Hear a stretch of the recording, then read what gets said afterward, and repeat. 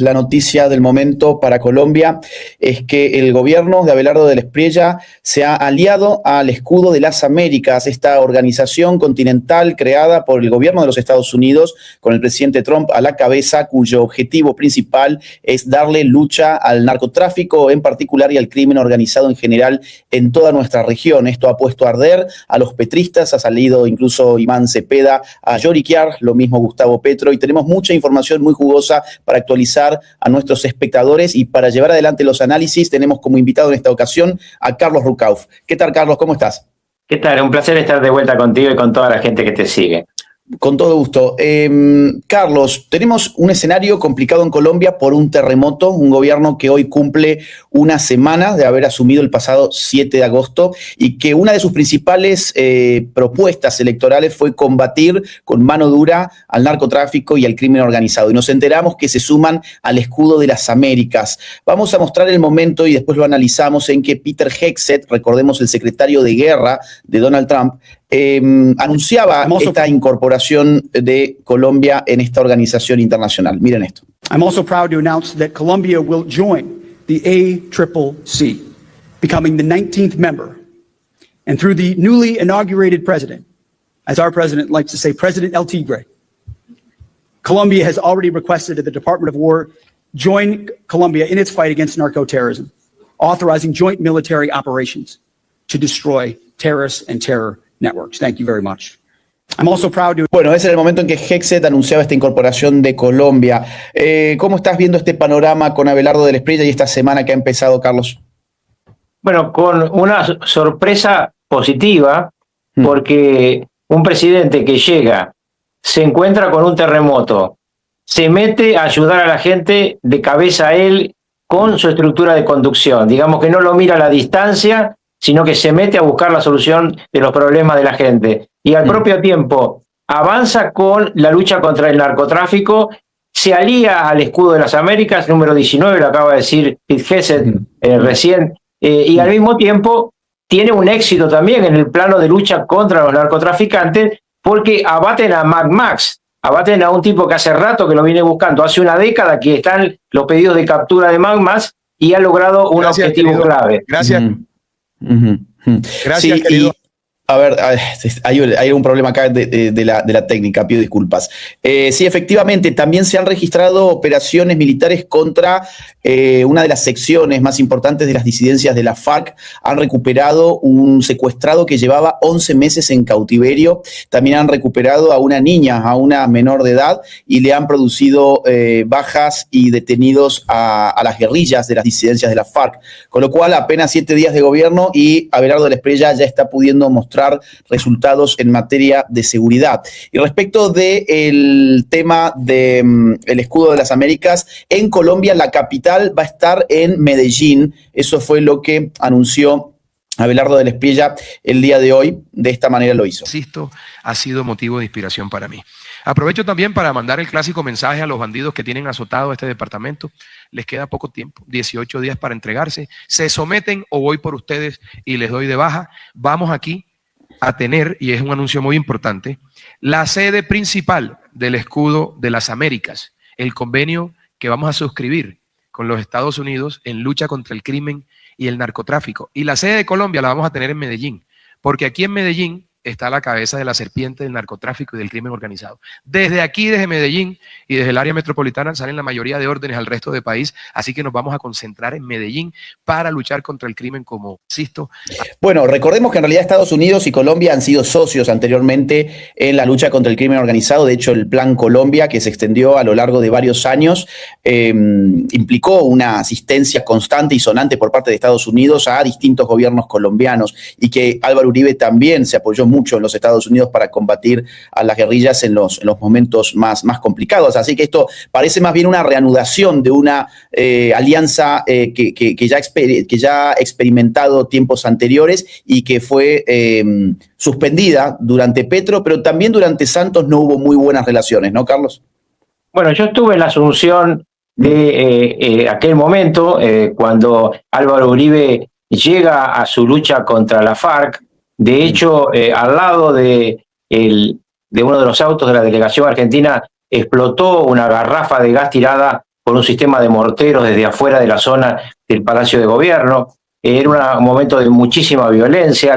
La FARC tomaban el control de todo. Vos ibas al hotel donde estaban las delegaciones y te llevaban para poder salir a comer fuera del hotel con un sistema de custodias. Era una Bogotá absolutamente arrinconada por los narcos. Bueno, eso se dio vuelta. Santos fue el ministro de Defensa de ese gobierno de Uribe, pero luego cuando fue presidente empezó un cierto romance con la izquierda, este drama que tienen algunos de creerle a la cultura woke, y empezó a alejarse de los Estados Unidos, pero no abandonó el Plan Colombia. El Plan Colombia ahora yo creo que está perfeccionado, que Colombia no ha tenido un presidente como Del Espriella. Este hombre tiene una inmensa decisión y se encuentra con un presidente norteamericano, un secretario de Estado, un secretario de Guerra, que están metidos en el tema continental y preocupados por la lucha contra el narco. Avancemos sobre algunas de las cosas que está por hacer Del Espriella, que son clave. Primero, volver a bombardear con glifosfato toda la zona de plantación de coca ilegal. ¿Qué es la plantación de hoja de coca? La hoja de coca no es solamente para cocaína, tiene también para una cantidad de razones medicinales.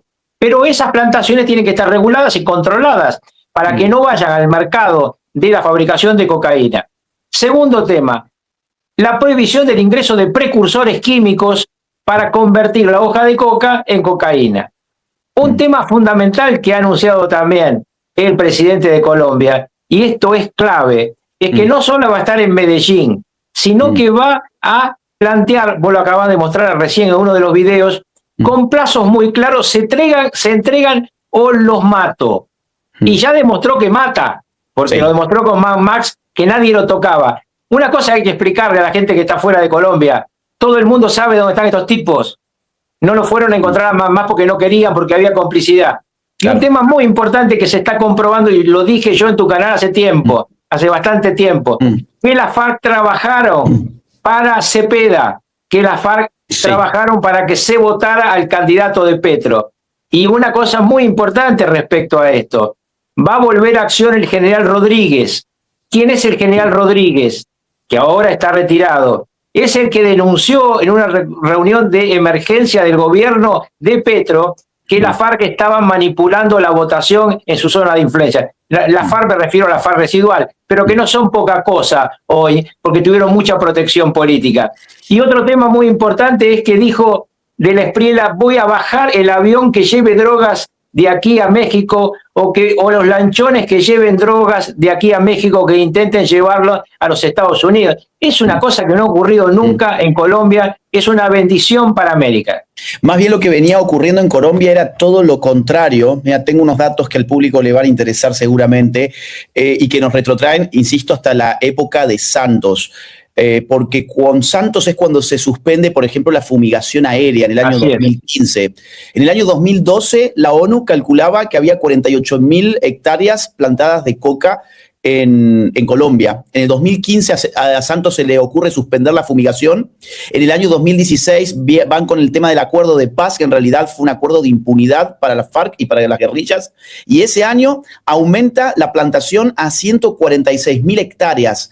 Es decir, del año 2012 que tenías 48.000, pasás en el 2016, el año del acuerdo de paz, a 146.000, un 200% más. Y en el año 2017 trepa a 171.000. Ahora, mirá los números bajo Petro. Petro asume en el 2022. Ese año hay 218.000 hectáreas de coca plantadas en Colombia. Y en el año 2025, el último año completo de Petro, había escalado a más de 258.000 hectáreas plantadas. Son datos de la ONU. Según la ONU, incluso en el periodo Petro, pasó la producción potencial de cocaína de 1.738 toneladas en el año 2022 a 2.644 toneladas en el 2023. Solamente un año de Petro creció 53%. Estamos hablando de 304 kilogramos de cocaína por hora durante todo ese año bajo gobierno petrista. Entonces, si uno considera estos datos, que es importante decirlos, no son solo de Petro, viene también del progresista, del socialdemócrata Santos, tenemos un punto de inflexión con Abelardo de la Espriella que significa un antes y un después para un pueblo muy sufrido como Colombia que no conoce la paz desde hace generaciones. Me mencionabas recién, Carlos, a México y hablábamos fuera de cámara de que también tenemos una noticia muy importante que acaba de salir de México, ¿no? Sí, efectivamente. México, el México de López Obrador y de Sheinbaum, permanentemente hay que asociarlo a lo que ha sido Petro y lo que ha sido Maduro. Es decir, este triángulo de países es lo que ha permitido el crecimiento del narcotráfico, el crecimiento de la producción de drogas y la penetración en los Estados Unidos, que tiene como, por primera vez, también mucha fuerza con la reacción del presidente Trump. ¿Qué ha ocurrido en México? Bueno, hoy se ha sabido que el Departamento de Estado de los Estados Unidos le ha prohibido el ingreso, le ha quitado la visa a Andy López Beltrán. Perdón, me equivoqué porque sí, es el hijo de Andrés Manuel López Obrador. Por eso le dicen tiene Andy. su mismo nombre, ¿no? Ahí estamos viéndolo en pantalla. Andrés Manuel López Beltrán, le dicen Andy. Exacto. Lo que pasa es que le dicen Andy y yo me estaba equivocando un poco con su padre.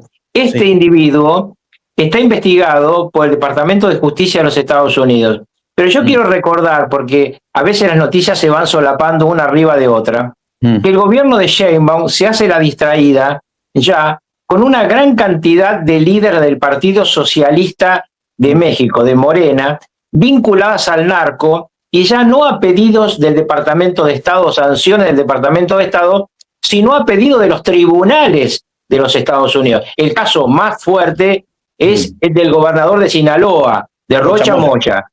Hace casi 2 meses y medio que se ha pedido por los tribunales norteamericanos, luego de un gran jurado, la comparencia de Rocha Moya a declarar. Ella no autorizó que se entregara a Rocha Moya. Rocha Moya viene acompañado de un senador de Morena, del alcalde de Culiacán, de 7 miembros más de Morena. Pero antes de esto que estoy relatando, tenemos a María del Pilar Ávila, gobernadora de Baja California, y Alfonso Durazo, gobernador de Sonora. Es decir, es una pila de tipos de Morena que tienen vinculación con el narco. Y ahora, esta decisión tan valiente del Espriella, y digo valiente porque después vienen los vueltos, cuando vos te jugás así como él se está jugando, esta decisión tan valiente del Espriella le va a quitar masa de maniobra a los narcopolíticos mexicanos, porque si no llega la cocaína de Colombia, no hay capacidad de negociación. México no tiene una producción importante de hoja de coca, trabaja con otras cosas, trabaja con la marihuana, por ejemplo, y a la droga que viene de Colombia le suma el fentanilo, y eso sí, entrando a Estados Unidos es aún más mortal. Entonces es muy importante entender que acá hubo un triángulo cuyo 2 de sus partes han caído, Maduro y Petro. Falta que se defina la realidad política en México, que a diferencia de los otros 2 países, tiene una configuración política muy distinta, porque el mexicano es muy nacionalista y sobre eso trabaja Sheinbaum. Y además hay una hegemonía total y completa de Morena, es decir, los partidos opositores están pintados al óleo, realmente no tienen cuota de poder alguna, salvo en apenas 3 estados mexicanos. El resto de los estados mexicanos están controlados íntegramente por Morena, además de los poderes del Estado federal, están todos bajo dominio del partido de López Obrador y de Claudia Sheinbaum. Vuelvo un segundo a Colombia y a los Estados Unidos porque Peter Hegseth no escondió su entusiasmo de poder trabajar con el tigre Abelardo de la Espriella. Quien están viendo en pantalla es el secretario de Guerra de Donald Trump, que esto fue lo que dijo. Well, I said it to the Colombian Minister of Defense today, who's been a long partner of the United States, frankly, and so with the election of President El Tigre, he's back in the mix, and rightfully so. I said the ACCC had formed, but in some ways it missed part of its core. And with Colombia coming online, and then the changes in Venezuela, which were brought to you by the capabilities of the United States military at Fort Tayuna, we've changed. And by the way, I'd emphasize, America is no better friend and no worse enemy. You don't want to mess with us when we have military capabilities, but when trouble happens, like in Colombia or Venezuela, we're the first ones to show up. We're going to bring those beautiful Chinooks and C-17s chock full of experts and supplies, and that's what we've done in Colombia, and that's what we've done in Venezuela, but Colombia's going to be an incredible partner. They offered to be a headquarters or a hub for the ACCC as a brand new 19th member. They've got, hundreds of thousands of capable members of their military, decades of training with the United States, but they've never seen the kind of partner like President Trump and this War Department. And so we're excited to be able to, we went quickly into details because that mill-to-mill relationship has been long-standing. And that's Bueno, esa es la otra parte de la ecuación, ¿no? No solamente es que Abelardo del Espriella está en Colombia, sino que Donald Trump está en los Estados Unidos. Entonces, nuestro análisis previo sobre la alianza entre el gobierno, por ejemplo, de Álvaro Uribe, Pastrana antes o después Santos con Estados Unidos, no significa lo mismo ahora que un Estados Unidos gobernado por Trump, ¿no? Absolutamente. Y además sumemos al león. Esto es, en este continente vos estás viendo, yo diría, una nueva OEA.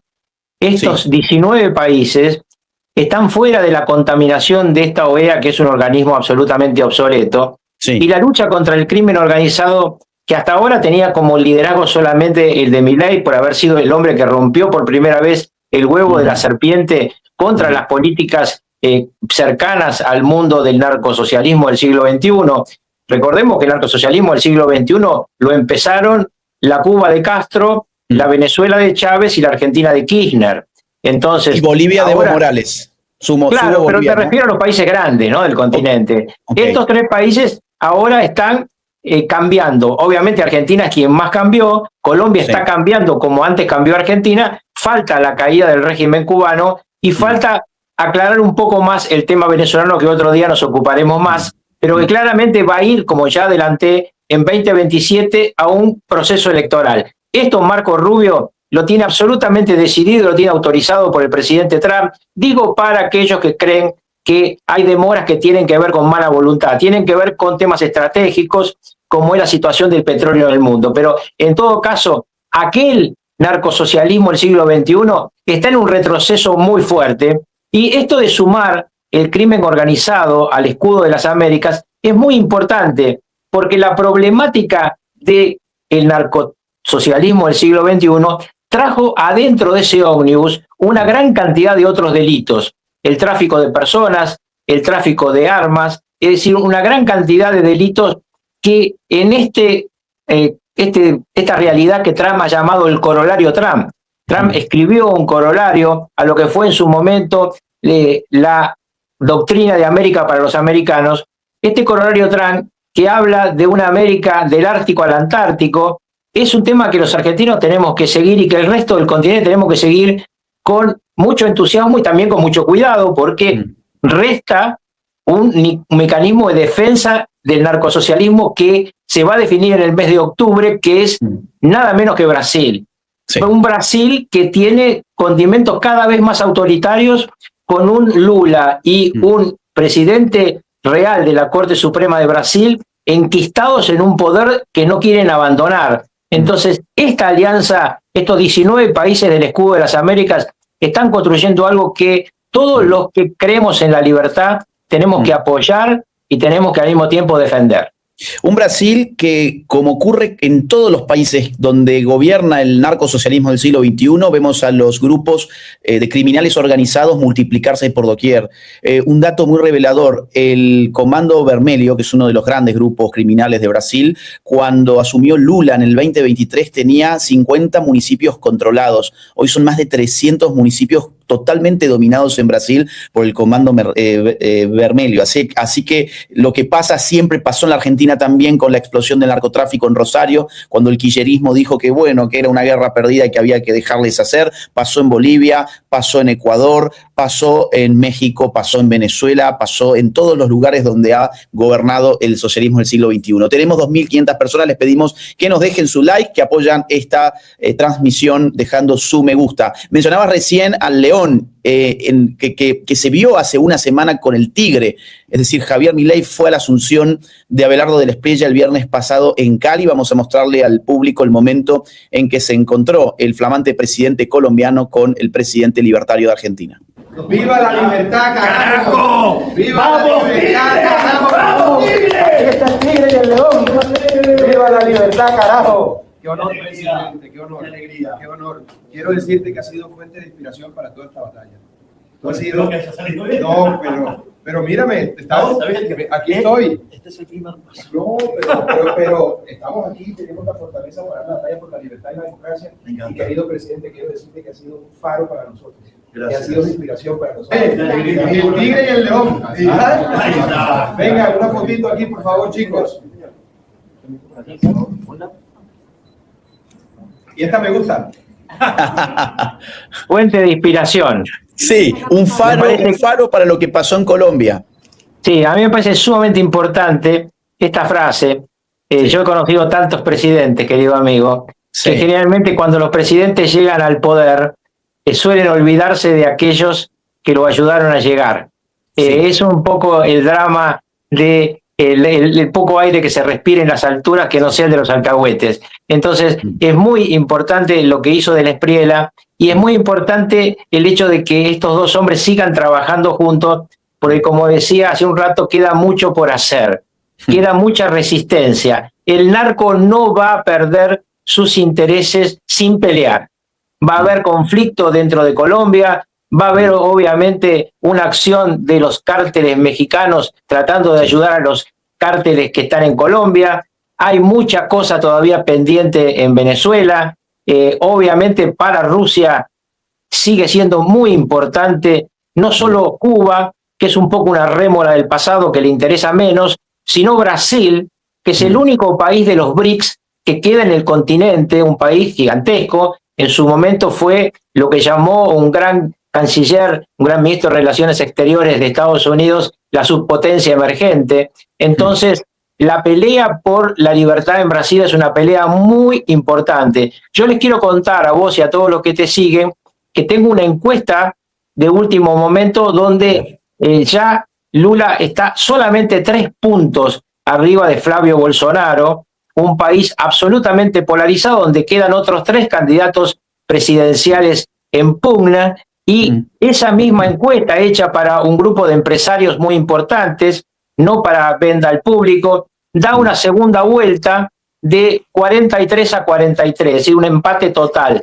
Entonces hay una posibilidad en Brasil, pese al inmenso poder político que tiene acumulada la Corte Suprema y Lula y el Partido de los Trabajadores, y este apoyo que vos marcaste del Comando Vermelho y hacia el Comando Vermelho, y en el sur al primer Comando Capital.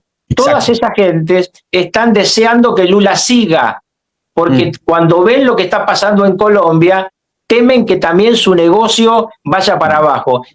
Milei demostró en la Argentina que en democracia y en libertad, con una ministra de Seguridad como Patricia Burrich, junto a un gobernador de otro signo político, se pudo acabar con el drama de un Rosario al que no se podía entrar y donde la gente no podía vivir. Bueno, hay que tratar de que eso se expanda también a Brasil. Nuestros hermanos brasileros, si están del lado de la libertad, imaginen ustedes, todos los que nos siguen, en todo el cono sur, Paraguay, Chile, Argentina, Bolivia y Brasil, tirando para el mismo lado, lo que sería para el bienestar de nuestros pueblos.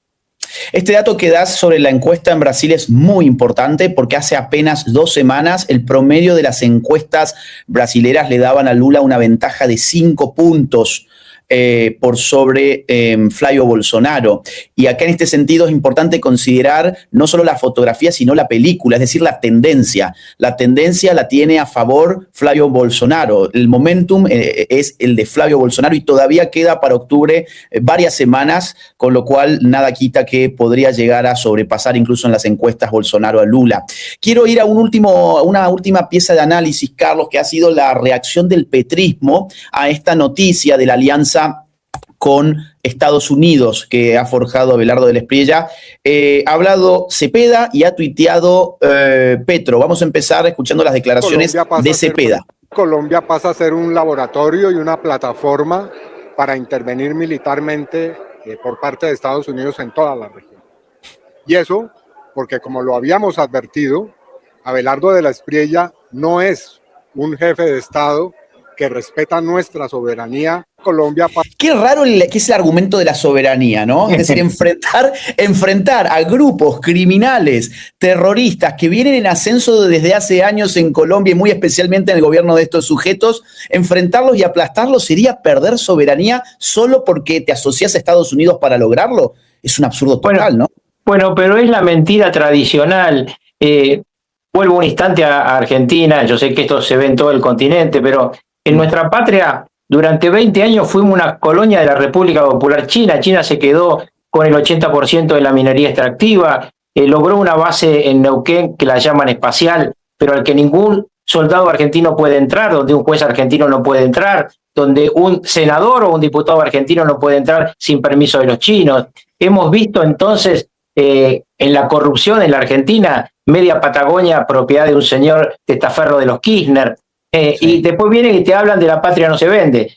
Así que hay mucho parecido en los mecanismos de defensa. Yo soy un nacionalista de toda la vida, y no voy a apartarme de mi celeste y blanca nunca, pero entiendo que hay un tema continental que tenemos que defender, porque el internacionalismo que creó la cultura woke, el internacionalismo que viene de los partidos socialdemócratas europeos y norteamericanos, porque incluye una parte sustantiva del Partido Demócrata de los Estados Unidos, esa cultura es la que nos hizo retroceder y entregarnos en manos de la soberanía de los narcos, no de la soberanía del pueblo colombiano.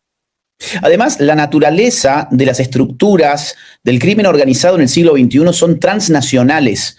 Total. Por lo tanto, es imposible derrotar al crimen organizado solo combatiéndolo desde una nación.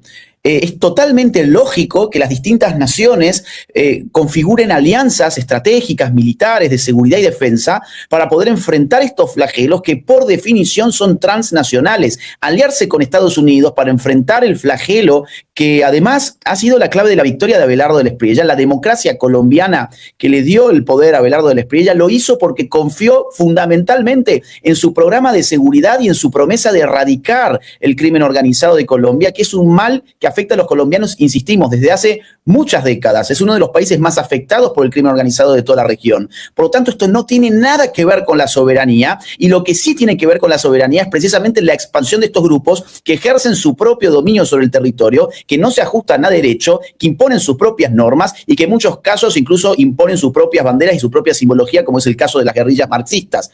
Mirá lo que puso Gustavo Petro, tengo por acá el tuit, porque acusó tanto a Trump como a Abelardo del Espriella de no conocer el problema del narcotráfico, del crimen organizado en Colombia. Dijo así: ni el presidente Donald Trump ni Abelardo saben de la historia de Colombia y al menos de la historia del narcotráfico en Colombia. Por eso pueden repetir la historia, y es que con la excusa del narcotráfico se violan derechos humanos. Y si se violan derechos humanos puede haber revoluciones. La violencia no trae sino más violencia, y los conflictos se pueden solucionar hablando como seres humanos, pero la palabra humanidad está vetada en tiempos de barbarie. Es decir, para Petro, solucionar el problema del narcotráfico en Colombia es una cuestión simplemente de diálogo, de sentarse en una mesa a hablar. Es de una caradurez total. Te doy 3 datos nomás rápido y te paso la palabra, Carlos.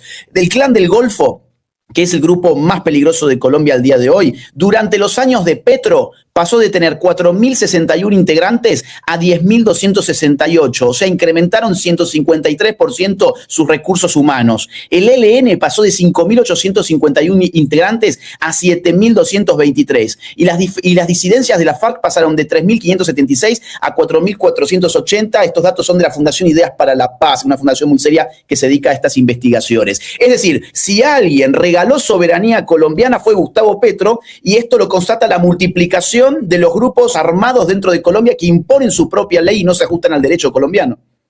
Mira, a lo que acaba de decir Petro lo podríamos titular como en su momento deliciosamente planteó Andrés Manuel López Obrador su relación con los chapitos: abrazos y no balazos. Bueno, con abrazos y no balazos, la sociedad mexicana y la sociedad colombiana fue violada por los narcotraficantes. No hay forma de enfrentar el crimen organizado sino con la violencia del poder organizado del Estado y con la ley en la mano, que es lo que está haciendo del Espriella.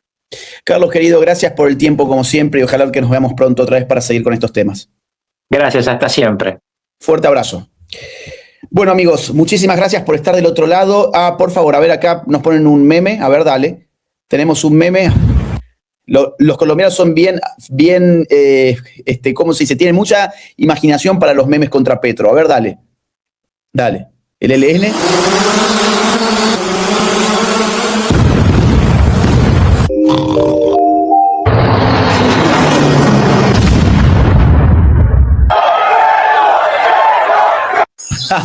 Totalmente. Ese es el relato.